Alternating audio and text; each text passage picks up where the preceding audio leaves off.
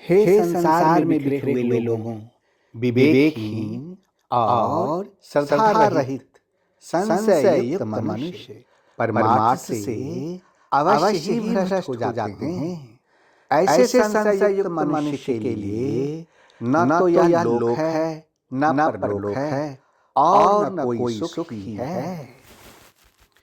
O scattered people on the earth, persons who possess neither faith nor knowledge, and who are of the doubting nature, suffer a downfall for the skeptical souls.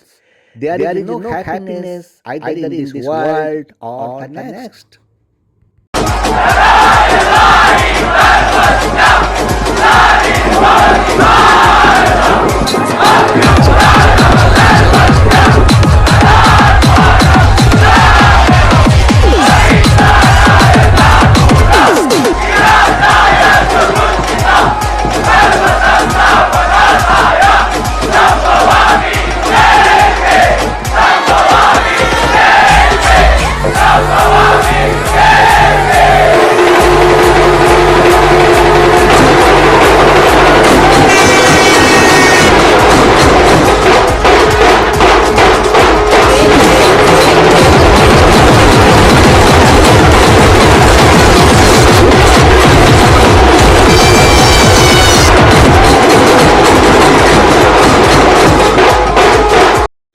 हे संसार में भटके हुए लोगों, मनुष्य के भ्रमित होने का कारण उसका अज्ञान है। क्यों?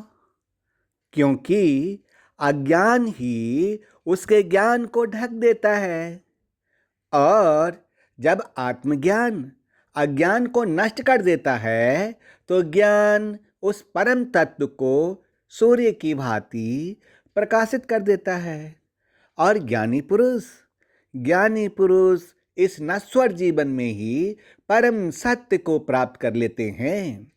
ऐसे ज्ञानी पुरुष को जन्म पर जन्म नहीं लेना पड़ता है, वो इसी नश्वर जीवन में मोक्ष को प्राप्त कर लेते हैं। हे मनुष्य, ईश्वर पुत्र आदि श्री अरुण आपसे यह कहता है कि यह नश्वर जीवन बहुत ही महत्वपूर्ण है, क्योंकि इसके उपरांत तुम्हारा आत्मा तो अवश्य होगा, परंतु तुम नहीं होगे।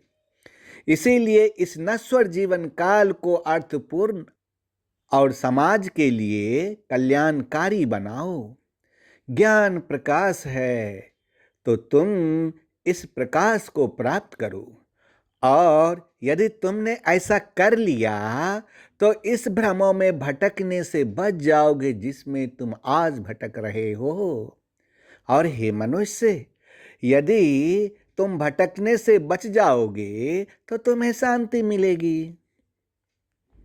O scattered people in the world, the cause of man's confusion is his ignorance, because ignorance covers his knowledge. And when self-knowledge destroys ignorance, then knowledge illuminates that supreme element like the sun. And wise man attains the ultimate truth only in this mortal life. Such a wise man does not have to take birth after birth. They attain salvation in this mortal life.